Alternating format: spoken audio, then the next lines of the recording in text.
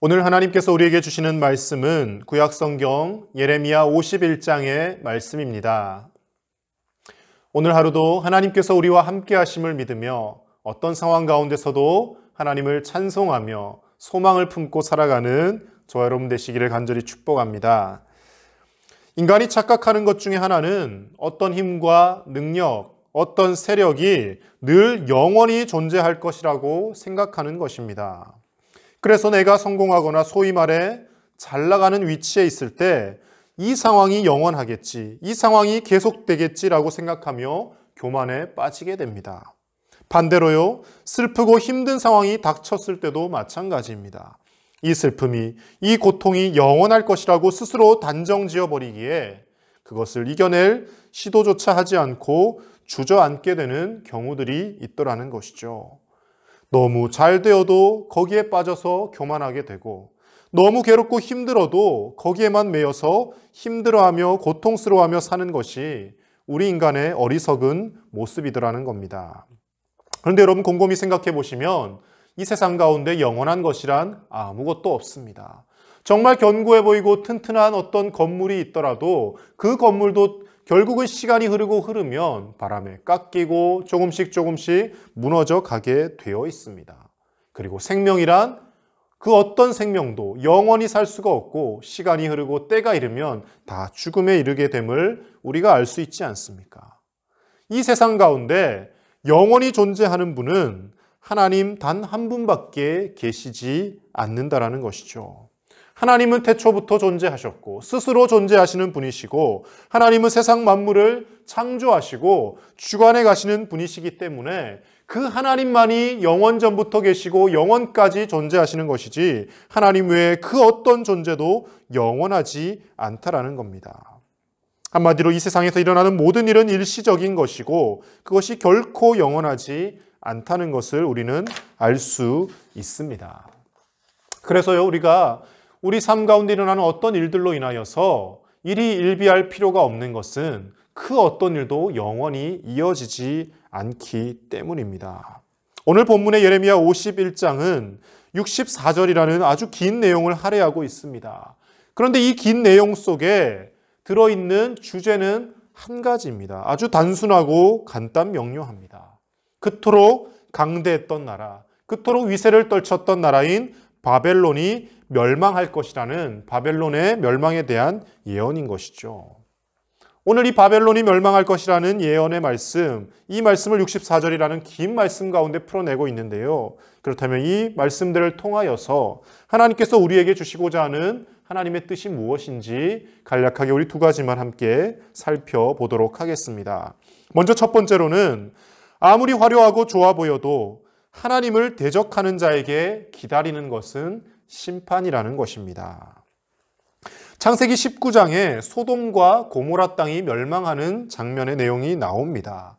이 소돔과 고모라가 하나님의 심판을 받아서 멸망을 하게 되거든요. 그런데 그에 앞서서 창세기 13장 말씀에는 아브라함이 조카 롯과 함께 거주하는데 하나님이 복을 주셔서 그의 소유가 아주 많아지게 됩니다. 가축이 많아지고 은과 금이 풍부해지게 되니까 이제 그 가축들을 치는 많은 그 목축을 하는 사람들이 있지 않습니까? 목자들이 있지 않습니까? 아브라함의 목자들과 조카 롯의 목자들이 서로 자꾸 다툼이 생기게 되는 것이죠. 그러니까 이 땅에서 함께 거주하는 것은 옳지 못하다라고 판단을 하고 아브라함이 롯을 불러서 제안을 합니다. 여기서 함께 우리가 이렇게 살다가는 삼촌과 조카 사이에 의가 상하겠다. 그러니 서로 각자의 영역을 찾아서 더 넓은 땅으로 나아가자라고 이야기를 하며 조카인 롯에게 먼저 선택권을 부여합니다. 제대로 된 조카 같으면 삼촌이 먼저 선택하시지요라며 이야기를 했을 텐데요. 이 롯은 기다렸다는 듯이 자기가 좋아하는 땅을 먼저 선택을 하게 되죠. 그 장면이 창세기 13장 10절 말씀에 나와 있는데요. 롯이 소돔과 고모라 땅을 선택하게 된 배경을 이렇게 말씀은 기록합니다. 이에 롯이 눈을 들어 요단 지역을 바라본즉 소알까지 온 땅에 물이 넉넉하니 여호와께서 소돔과 고모라를 멸하시기 전이었으므로 여호와의 동산 같고 애굽 땅과 같았더라. 롯이 소돔과 고모라 그 땅을 바라보니까 물도 넉넉하고 하나님께서 심판하시기 전 모양이라서 정말 하나님의 동산, 즉 어디를 뜻합니까? 에덴 동산과 같이 부족한 것이 하나도 없는 풍족한 그런 땅처럼 보였다라는 것입니다. 겉보기에 화려하고 정말 좋아 보였다라는 것이죠. 롯은 그곳에 들어가서 살게 됩니다. 그런데 어떤 일이 일어납니까? 그곳 사람들이 너무나도 악하고 하나님 보시기에 옳지 못했던 것이죠. 결국 하나님께서는 그 소돔과 고모라 땅을 심판하시게 됩니다. 그리고 아브라함에게 그 계획을 알려주셔서 조카 롯을 구출하도록 인도해 주시죠. 롯은 눈에 보이는 화려함을 쫓아서 소돔과 고모라 땅으로 나아갔습니다. 단순히 그곳이 물이 넉넉하고 겉보기에만 화려했던 것이 아니라 그곳은 물이 넉넉하고 살기에 좋은 곳이었기에 돈도 풍부하고 여러 가지 많은 것들을 누릴 수 있는 그런 곳이었을 것입니다. 그런데 아무리 화려하고 좋은 곳에 사는 사람들이라 할지라도 하나님을 대적하고 악한 마음을 품고 악한 행실을 가지고 살아갔던 그 사람들 결국은 멸망하게 되었다라는 것이죠. 어제 주일 예배 때 담임 목사님께서도 말씀을 전하시지 않았습니까? 시편 1편 6절 말씀에 무릇 의인들의 길은 여호와께서 인정하시나 악인들의 길은 망하리로다. 아무리 화려한 곳에 산다 할지라도 아무리 많은 것을 누리며 산다 할지라도 악인으로 살아가는 사람들은 결국 망하게 되어 있다라고 하나님은 말씀을 하시더라는 것이죠. 오늘 이 본문에 등장하는 바벨론도 마찬가지입니다. 그 당시 누가 바벨론을 꺾을 수 있을까? 바벨론의 이 강력한 힘을 누가 제어할 수 있을까? 아무도 상상할 수 없었을 것입니다. 그런데 하나님은 이미 예레미야를 통하여 바벨론이 멸망할 것이다라고 예언을 하고 계시더라는 것이죠. 이 바벨론에 그러면 부응하게 된 목적은 어디에 있습니까? 바벨론이 왜 이토록 강력한 힘을 가지게 된 것입니까? 하나님이 바벨론을 사용하시고자 하는 목적이 분명히 있었습니다. 바벨론도 그랬고요. 바벨론 이전에 아수르도 그랬고 결국 이 나라들은 하나님의 심판의 도구로 사용되었다는 것이죠. 예레미야 51장 오늘 본문의 20절 말씀에서는 이렇게 말씀을 전하고 있습니다. 제가 읽겠습니다. 여호와께서 이르시되 너는 나의 철퇴 곧 무기라. 나는 내가 나라들을 분쇄하며 내가 국가들을 멸하며. 이렇게 말씀하십니다. 너라는 것은 누구를 가리킵니까? 바벨론을 의미하는 것이죠. 너는 나의 철퇴 곧 무기라. 바벨론을 하나님의 손에 들린 철퇴로 사용하시겠다라고 말씀을 하시는 겁니다. 이 철퇴가 뭡니까? 이렇게 막대기 끝에 이렇게 둥근 그 이렇게 철이 달려가지고 사람들을 때려 눕힐 때 사용하는 도구인 것이죠. 옛날 태조 왕건이나 이런 드라마를 보면 궁예가 철퇴를 가져오라 하면서 철퇴로 사람들을 치지 않습니까? 그것을 말하는 것이죠. 사람들을 심판하는 심판의 도구, 그리고 왕의 권위를 상징하는 무기입니다. 하나님께서 바벨론이라는 이 악한 나라이지만 그 악한 나라를 들어서라도 사용하셔서 자신의 백성인 이스라엘 백성들을 심판하시고 징계하시려 하셨다라는 겁니다. 그렇다면 하나님의 심판의 도구로 사용되었던 그 바벨론이 만약에 하나님 앞에 회개하고 그들도 하나님께로 돌아왔더라면 그들이 심판의 도구로 끝나는 것이 아니라 하나님께서는 그 바벨론도 긍휼히 여기시고 분명히 구원하셨을 것입니다. 그런데 그 바벨론이 하나님을 알지 못하고 하나님을 대적하며 하나님의 마음을 아프게 하는 존재였기 때문에 결국 그들은 심판의 도구로만 사용되다가 하나님께서 그들도 심판하게 되어지더라는 것이죠. 사랑하는 제1의 가족 여러분, 아무리 강력한 힘을 가졌다 할지라도, 아무리 잘 나가는 사람이라 할지라도, 아무리 많은 돈을 가졌다 할지라도, 아무리 남들이 보기에 부러워할 만한 상황 가운데 살고 있다 할지라도 그 인생이 하나님의 말씀을 알지 못하고 하나님을 대적하는 인생이라면 그 인생의 말로는 결국 심판과 멸망만 기다리고 있을 뿐이라는 것을 오늘 말씀은 전하고 있습니다. 바벨론의 멸망에 대해서 성경은 이렇게 묘사합니다. 오늘 42절과 43절 말씀에 이렇게 표현하고 있습니다. 제가 읽겠습니다. 바다가 바벨론에 넘치며 그 노도 소리가 그 땅을 뒤덮었도다. 그 성읍들은 황폐하여 마른 땅과 사막과 사람이 살지 않는 땅이 되었으니 그리로 지나가는 사람이 없도다. 바다가 바벨론에 넘쳤다라고 42절에는 표현합니다. 왜 이런 표현을 썼을까요? 이 바벨론의 신화적인 배경을 설명을 잠깐 할 필요가 있는데요. 이 바벨론 사람들이 섬기던 신은 마르둑이라고 하는 신이 있었습니다. 근데 이 마르둑 신화에 보면 마르둑 신이 바다의 혼돈의 여신인 티아맛이라고 하는 그 여신을 잠재우고 이기고 승리해서 바벨론의 신으로 자리 잡게 되고 바벨론 사람들을 지켜준다라는 믿음이 그들에게 있었거든요. 그러니까 바다의 여신을 잠재웠습니다. 마르둑 신이. 자신들은 그렇게 믿고 있었습니다. 그런데 오늘 말씀에 하나님이 그것을 조롱하시는 것입니다. 바다가 바벨론에 넘치며 너희들이 믿고 따르고 있는 그 잡신인 마르둑 신이 바다를 잠재웠다고 했는데 바다가 넘치게 될 것이다. 잠재우긴 뭘 잠재웠느냐? 헛된 우상에 빠져 있다는 것을 하나님께서 말씀을 하시는 것이죠. 그리고 그 성읍들은 황폐해져서 사람이 살지 않는 땅이 되고 그리로 지나가는 사람조차 없게 될 것이다 라고 하나님은 예언의 말씀을 주고 계십니다. 그토록 강력한 힘을 가졌던 바벨론, 그토록 화려해 보였던 바벨론이라 할지라도 하나님이 심판하시면, 하나님 앞에 대적하면 결국 그들도 비참하게 멸망할 수밖에 없다라는 것입니다. 사랑하는 제1의 가족 여러분, 혹시 우리가 하나님 아닌 다른 것을 우상으로 붙들고 있지는 않습니까? 코로나로 인하여 이 험난하고 힘든 시기에 내가 무엇을 붙잡아야 할까? 그래, 돈을 모아야지. 아니, 내 건강을 챙겨야지. 아니, 내 자녀들을 잘 양육해야지. 안전한 요새와 같은 집을 가지고 있어야지. 착각하며 우리가 혹시 살고 있지는 않습니까? 물론 그런 것들을 잘 준비하는 것도 중요합니다. 필요합니다. 그러나 그것이 하나님보다 우리 인생에서 앞서 있다면 그것은 하나님과 우리의 사이를 가로막는 도구가 될 것이고 우상이 될 것이고 결국 하나님의 진노를 면할 수 없게 되어진다라는 것입니다. 세상이 주는 화려함과 세상이 주는 쾌락에 우리가 물들지 않기를 원합니다. 어렵고 힘들지라도 하나님을 붙들 수 있는 저 여러분들의 삶이 되시기를 간절히 축복합니다.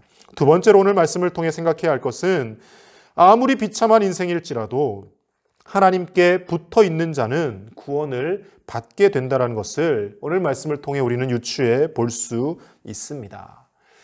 에스겔 16장 6절 말씀에 하나님께서 에스겔을 통하여 이런 말씀을 주십니다. 내가 내 곁으로 지나갈 때에 내가 피투성이가 되어 발짓하는 것을 보고 내게 이르기를 너는 피투성이라도 살아있으라. 다시 이르기를 너는 피투성이라도 살아있으라 하고 하나님께서 이렇게 말씀하십니다. 피투성이가 되어 있는 존재라 할지라도 살아있으라라고 말씀하십니다. 인생을 포기하지 말라. 살아만 있으면 하나님께서 지금은 징계하시고 심판하시지만 살아있고 다시 하나님을 찾게 된다면 하나님께서 회복시키실 것이라는 것을 말씀해 주고 있는 것이죠. 바벨론이 맹위를 떨치고 있는 이 시대에 이스라엘이, 유다가 과연 바벨론의 지배를 벗어날 수 있으리라고 상상했던 사람이 몇이나 있었겠습니까? 예레미야를 통해서, 에스겔을 통해서 하나님께서 예언과 환상을 보여주실 때 그들은 비웃으며 절망했을지도 모릅니다. 아니, 지금 바벨론을 보고도 그런 예언을 하십니까? 지금 바벨론이 얼마나 강력한데 어떻게 바벨론이 멸망합니까? 라며 그들은 비웃었을지도 모릅니다. 그러나 하나님은 그런 절망의 상황 가운데서도 일하시는 분이시고 하나님이 계획하시고 마음먹으시면 그 어떤 일도 이루어 나가신다라는 것을 오늘 말씀을 통하여 우리가 알 수 있습니다. 결국 그 강성했던 바벨론이 다 멸망하고 흔적도 남지 않게 되지 않습니까? 페르시아라는 새로운 나라를 일으켜서 하나님은 바벨론을 멸망시켜 버리십니다. 그래서요, 우리가 인생을 살며 너무 교만할 필요도 없고 너무 낙심할 필요도 없는 것은 앞서 서두에도 제가 말씀을 드렸듯이 이 상황들이 언젠가는 지나갈 것이기 때문입니다. 기쁜 그 순간도 시간이 지나고 나면 사라지게 될 것이고 그리고 너무나 슬프고 힘들었던 시간도 시간이 지나면 그 슬픔이 언제 기쁨으로 바뀔지 모른다라는 것이죠. 모든 것은 하나님의 손에 달려 있다라는 것을 우리가 믿음으로 고백하며 살아갈 때 인생에 어떠한 힘든 일이 있어도 그것으로 낙심하지 않을 수 있게 되는 것이고 내가 하나님 안에 붙어 있기만 한다면 예수 그리스도에 붙어 있기만 한다면 하나님께서 내 인생 회복시키실 것이다라는 귀한 소망이 우리 가운데 생겨날 줄로 믿습니다. 사랑하는 제1의 가족 여러분, 하나님께서는 이 어렵고 힘든 코로나의 시기 가운데서도 믿음으로 하나님 앞에 기도하며 하나님을 찾는 사람들을 눈여겨보고 계실 것입니다. 어찌 보면 예수님께서 말씀하셨듯이 인자가 이 땅에 다시 올 때 세상에서 믿음을 보겠느냐라며 말씀하시고 기도의 중요성에 대해서 늘 나와서 간절히 구하는 그 과부의 기도 재판장이 들어주지 않겠느냐라고 예수님께서 비유로 말씀하시지 않습니까? 그 기도의 중요성에 대해 말씀하시며 낙심하지 말고 기도하라고 하시며 우리에게 이 어렵고 힘든 시기에 하나님을 얼마나 찾고 있는지, 하나님을 얼마나 의지하는지를 눈여겨보고 계실지도 모르겠습니다. 사랑하는 제1의 가족 여러분, 지금 상황이 계속해서 힘들고 어렵습니다. 백신이 개발되고 나온다는 소식들은 있지만 실질적으로 우리에게 지금 뭔가 주어진 것은 없고 여전히 확진자는 나오고 있습니다. 그러나 그럼에도 불구하고 염려하지 말고 감사하며 오늘 하루를 살아낼 수 있는 저와 여러분들의 삶이 되실 수 있기를 간절히 축복합니다. 우리가 이 어려운 시기에 감사하며 하나님을 찾을 때 하나님은 우리의 그 믿음을 보시고 우리를 살려주시고 우리를 회복시켜 주시고 우리를 하나님의 강한 손으로 붙들어 주셔서 우리의 인생길을 하나님께서 친히 빛의 길로 인도하여 주실 줄로 믿습니다. 믿음이 있고 없고는, 믿음이 크고 작고는 다른 것으로 결정되지 않습니다. 정말 힘든 어려운 순간, 정말 절망할 수밖에 없는 순간조차도 절망하지 않고 하나님을 바라보며 하나님을 의지하는 자, 그 사람들을 하나님은 믿음이 큰 자라고 인정을 하실 것입니다. 어려운 시기를 살아가고 있지만 오늘 하루 우리 모두가 하나님 앞에 더 감사하며 하나님의 말씀을 주야로 묵상하며 하나님께서 주시는 그 말씀의 능력으로 이 하루를 감사와 기쁨으로 살아내는 저와 여러분들의 복된 삶이 되실 수 있기를 우리 주 예수님 이름으로 간절히 축복합니다. 이 시간 우리 하나님 앞에 함께 마음 모아 기도하겠습니다. 코로나와 여러 가지 어려운 상황 속에서도 하나님이 우리를 구원하실 것을 믿고 낙심하지 않게 하여 주옵소서. 하나님이 없는 화려한 인생을 살다가 심판의 자리로 가는 것이 아니라 예수 그리스도 안에 살며 하나님의 말씀을 묵상하며 즐거워하는 참된 복 있는 사람으로 살게 하여 주시옵소서. 이 시간 간절히 하나님 앞에 함께 마음 모아 기도하겠습니다. 하나님 아버지 감사합니다. 오늘도 이 월요일 귀한 새벽 하나님의 말씀을 묵상하며 주님 앞에 기도하며 나가게 하심을 감사를 드립니다. 사랑하는 우리 제1의 가족들을 지켜주시고 하나님 아버지 어렵고 힘든 시기에 더욱더 주님의 말씀 의지하며 힘을 얻게 하여 주시옵소서. 세상의 화려함을 바라보며 그것을 쫓아가는 것이 아니라 하나님의 말씀 쫓아가는 인생 되게 하여 주시고 아무리 어렵고 힘든 절망의 상황 가운데 있다 할지라도 하나님께 붙어만 있으면 예수 그리스도 안에 있기만 하면 하나님께서 우리를 고치시고 회복시키시고 우리의 인생길 인도하실 것을 믿고 담대하게 감사함으로 나아갈 수 있는 우리 모든 제1의 가족들 될 수 있도록 주님 은혜를 베풀어 주시옵소서. 이 하루도 주님과 동행하는 복된 하루 되게 하여 주옵소서. 하나님 감사합니다. 월요일 새벽 하나님의 말씀을 묵상하며 또 이 하루를 시작하게 하심을 감사를 드립니다. 어렵고 힘든 시기를 지날 때 우리가 의지할 분 하나님밖에 계시지 않고 하나님의 말씀만이 우리 삶의 참된 소망이자 능력이 되는 줄로 믿습니다. 사랑하는 우리 제1의 가족들의 오늘 하루의 삶도 하나님의 말씀으로 힘과 능력을 얻어서 어려운 중에도 감사와 기쁨으로 살아가는 귀하고 복된 삶이 될 수 있도록 인도하여 주시옵소서. 세상의 화려한 것을 바라보며 그것을 쫓아가다가 심판의 자리로 나아가는 것이 아니라 예수 그리스도 안에 살며 하나님의 말씀을 묵상하는 것을 즐거워하며 시냇가에 심겨진 나무와 같이 참된 복된 존재로 살아가는 우리 모두가 될 수 있도록 주께서 친히 붙드시고 인도하여 주시옵소서. 그리하여 오늘 하루도 예수님의 열매를 가득 맺어가는 우리의 삶이 될 수 있도록 주님 은혜를 베풀어 주시옵소서. 감사를 드리며 우리 주 예수님의 이름으로 기도드립니다. 아멘.